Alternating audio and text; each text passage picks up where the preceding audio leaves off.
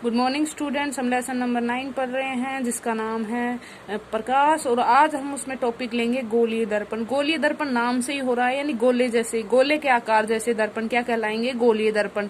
यानी इसमें आगे भी लिख रखा है परावर्तक पृष्ठ गोलीय हो, यानी ऐसे दर्पण जिनके परावर्तक पृष्ठ यानी जो परावर्तक पृष्ठ हैं वो गोले जैसे हों, वो क्या कहलाएंगे? गोलीय दर्पण कहलाएंगे। परावर्तक पृष्ठ यानी जिसमें परावर्तन की क्रिया होती हो वो पृष्ठ कैसा हो? गोले जैसा, तो वो गोलीय दर्पण कहलाएगा। ठीक है, परावर्तक पृष्ठ से यही मतलब है। परावर्तक पृष्ठ का मतलब होता है कि क्या होना चाहिए? जो परावर्तन होता है, परावर्तन की क्रिया होती है, वो वाला पृष्ठ यानी जिसपे परावर्तन की क्रिया होगी वो क्या कैसा होना चाहिए? गोलीय। तो वो क्या कहलाएगा?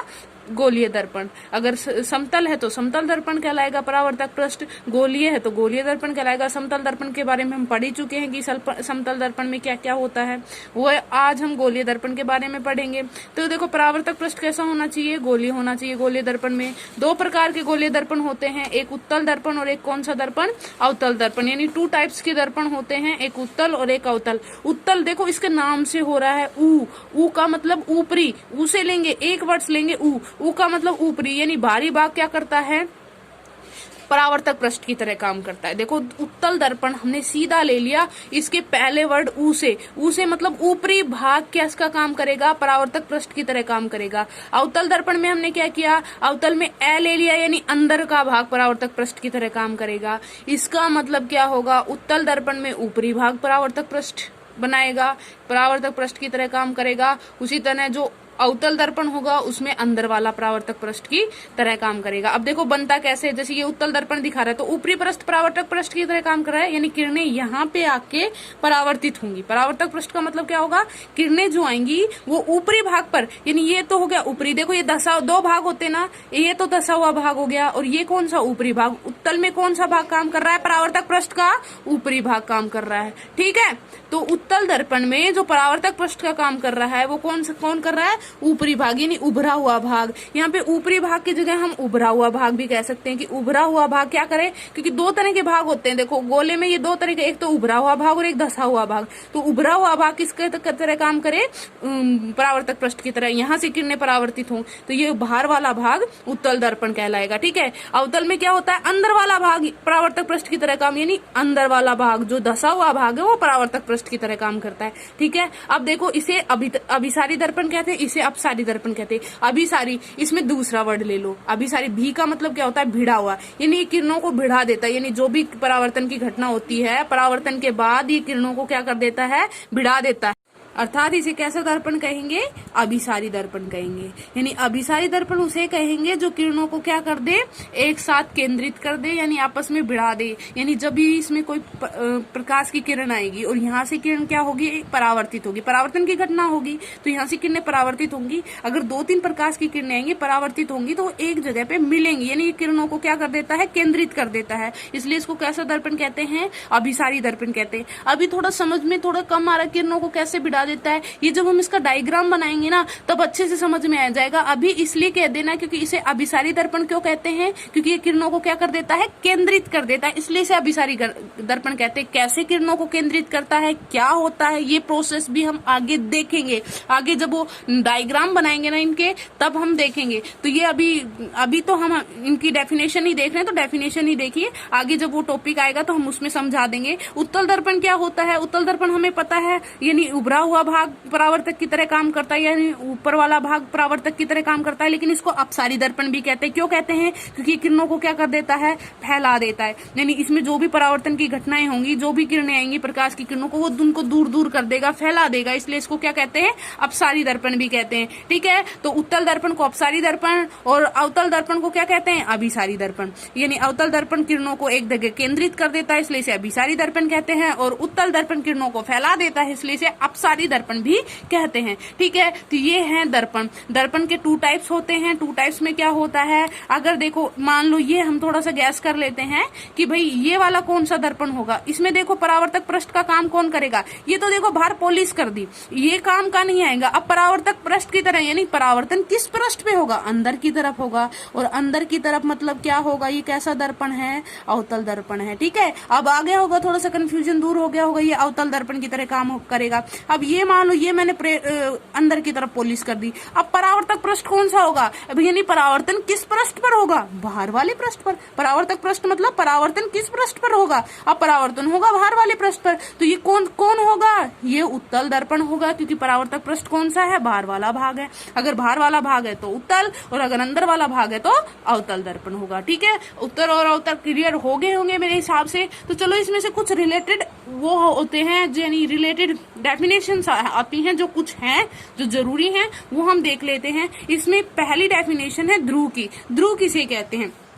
देखो, दर्पण के मध्य बिंदु यानी वक्र पृष्ठ, यानी जो ये दर्पण है हमारा, ये मान लो ये एक दर्पण है, ठीक है, इसका मध्य बिंदु ये मैंने मान लिया, ये इसका क्या है? मध्य बिंदु। तो दर्पण के मध्य बिंदु को क्या कहते हैं? वक्र पृष्ठ। यानी ये जो जिस दर्पण के मध्य बिंदु को, यानी ये जो होता है, यानी वक्र पृष्ठ के मध्य बिंदु को क्या कहेंगे? ध्रुव। यानी इनका जो ये मध्य बिंदु होगा ना, इसको क्या कहेंगे? ध्रुव कहेंगे। यानी ये जो दर्पण है और इसका कोई मध्य बिंदु होगा, यानी इसका बीच कहीं ना कहीं तो होगा, तो इसके बीच को क्या कहेंगे? ध्रुव कहेंगे। और इसे किससे डिफाइन करते हैं? ओ से डिफाइन करते हैं। यानी दर्पण के मध्य बिंदु को क्या कहते हैं भाई? ध्रुव कहते हैं। तो ध्रुव यहाँ होगा, यानी इसको कहेंगे, या जहाँ पे ये मेन पॉइंट यानी मध्य पॉइंट आता है उसको, यानी वक्र पृष्ठ के मध्य बिंदु, यानी दर्पण के वक्र पृष्ठ के मध्य बिंदु को क्या कहेंगे?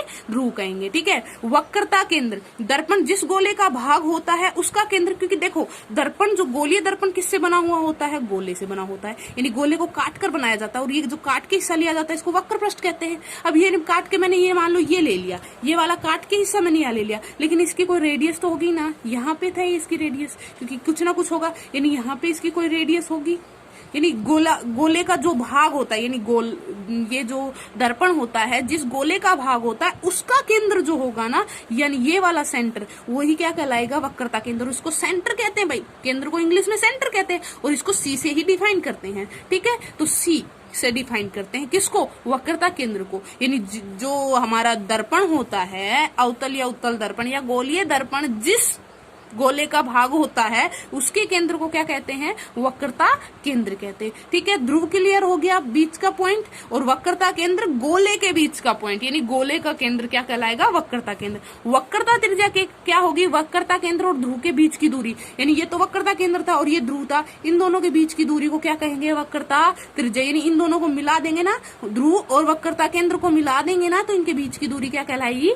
वक्रता त्रिज्या कहलाएगी। ठीक है, वक्रता त्रिज्या। ठीक है, मुख्य अक्ष, वक्रता केंद्र और वक्रता त्रिज्या की बात है। वक्रता केंद्र से किसके बीच की दूरी? ध्रुव के बीच की दूरी वक्रता त्रिज्या कहलाएगी। मुख्य अक्ष क्या होता है? ध्रुव तथा वक्रता केंद्र को मिलाने वाली रेखा क्या कहलाएगी? मुख्य अक्ष। यानी ये ध्रुव हो गया, ये वक्रता केंद्र, इनको मिलाने वाली रेखा ये क्या कहलाएगी? मुख्य अक्ष। यानी ये पूरी लंबी जो रेखा होगी ये क्या कहलाएगी?